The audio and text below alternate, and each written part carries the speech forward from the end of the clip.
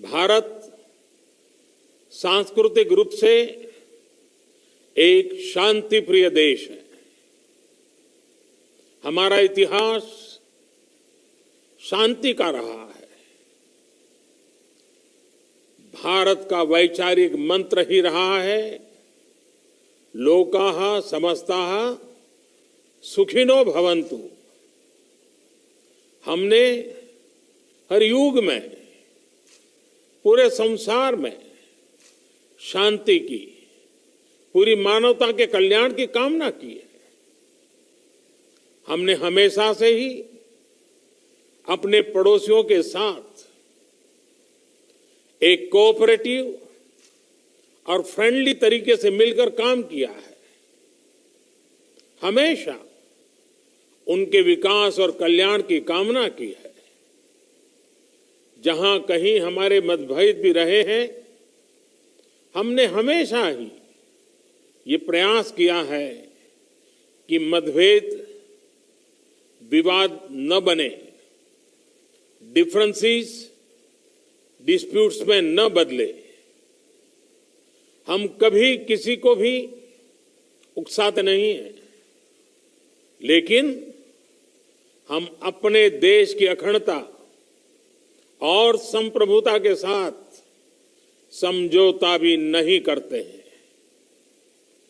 जब भी समय आया है, हमने देश की अखंडता और संप्रभुता की रक्षा करने में अपनी शक्ति का प्रदर्शन किया है, अपनी क्षमताओं को साबित किया है।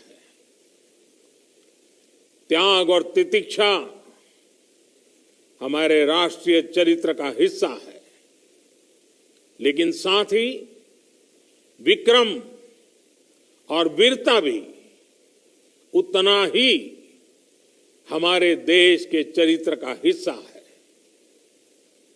मैं देश को भरोसा दिलाना चाहता हूं, हमारे जवानों का बलिदान व्यर्थ नहीं जाएगा।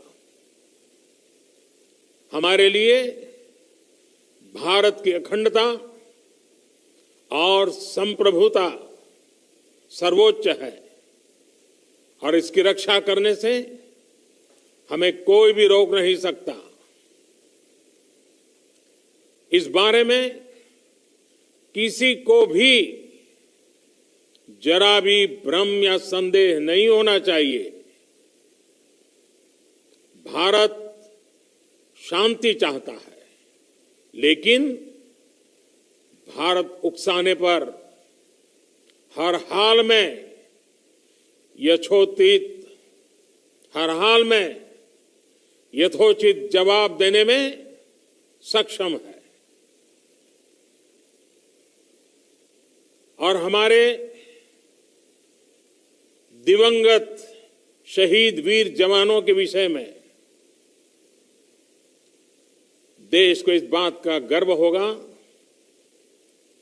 कि वे मारते मारते मरे हैं।